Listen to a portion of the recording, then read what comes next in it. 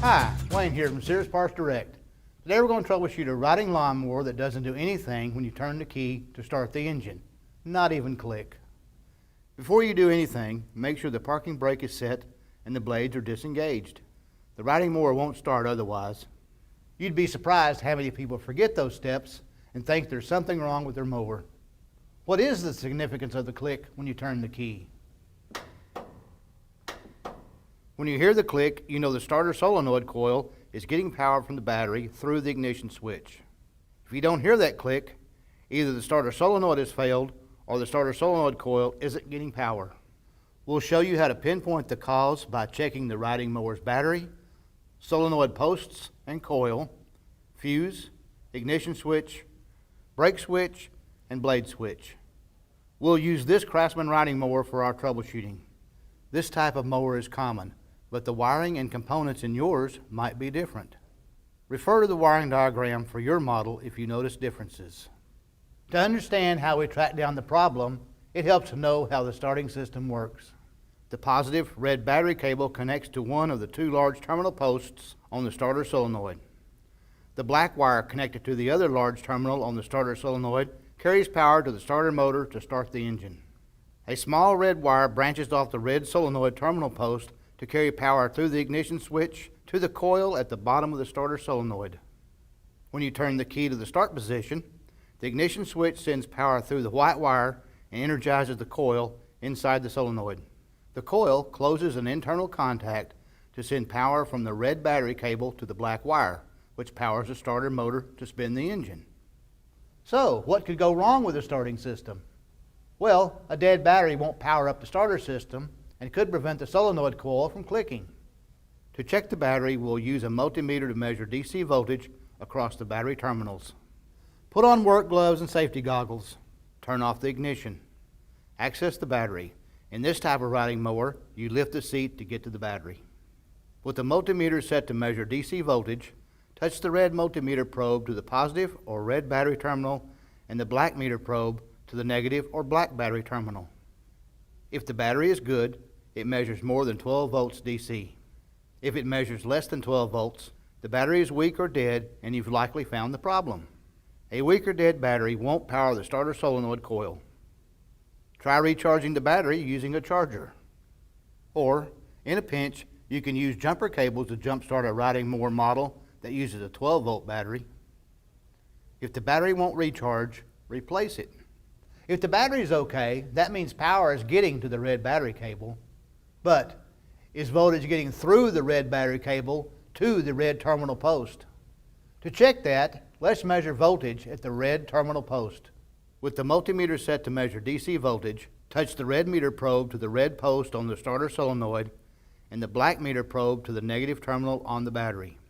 It should measure more than 12 volts. A word of warning here. Don't let the meter lead touch both the solenoid posts at the same time, or you'll see a severe spark. Shorting across the solenoid post sends the current to the starter motor.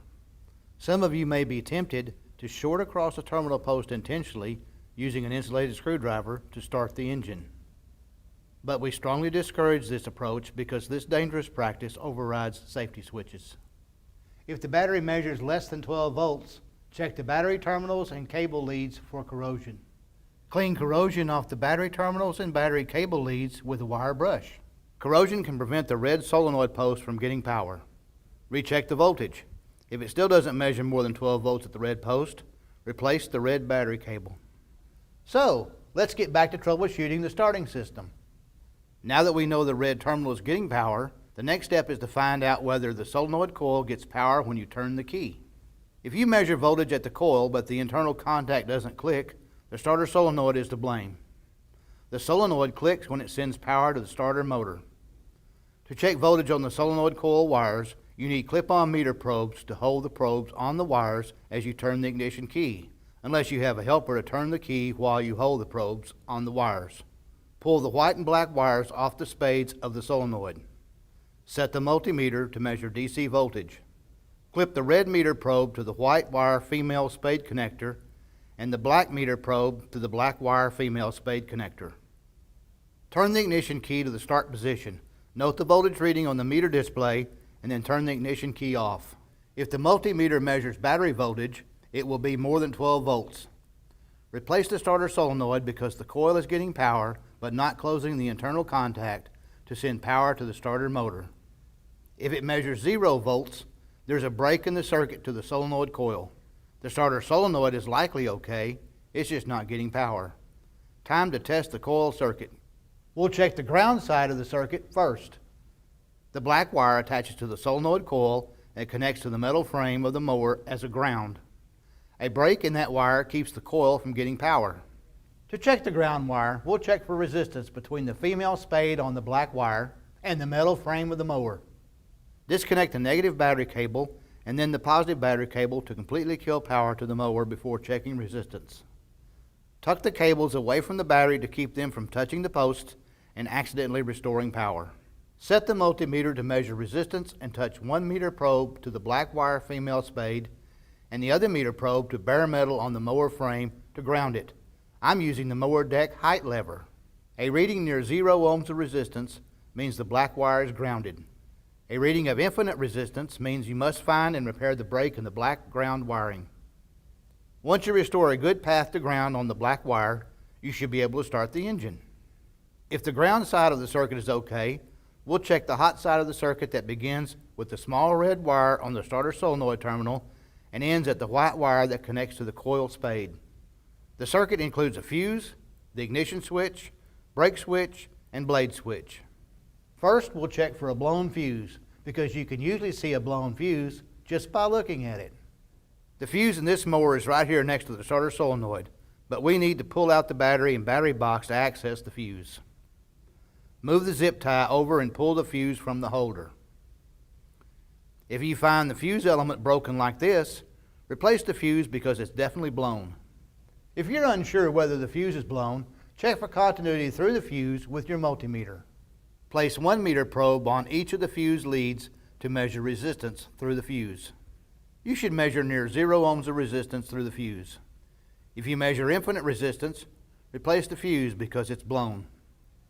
Keep in mind the fuse blew because of a short in a component or wiring.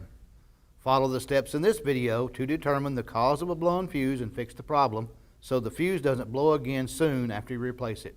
If the fuse is okay, reinstall it in the holder and secure it with the zip tie. Next, we'll check continuity through the red wire from the starter solenoid post to the ignition switch. Open the mower hood. Pull the wire harness off the ignition switch.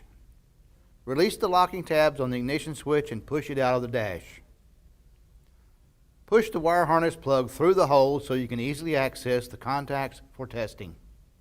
With the multimeter set to measure resistance, place a 1 meter probe on the starter solenoid post with the red wire and the other meter probe on the female plug spade with the red wire attached. You should measure near 0 ohms of resistance through this section of wiring.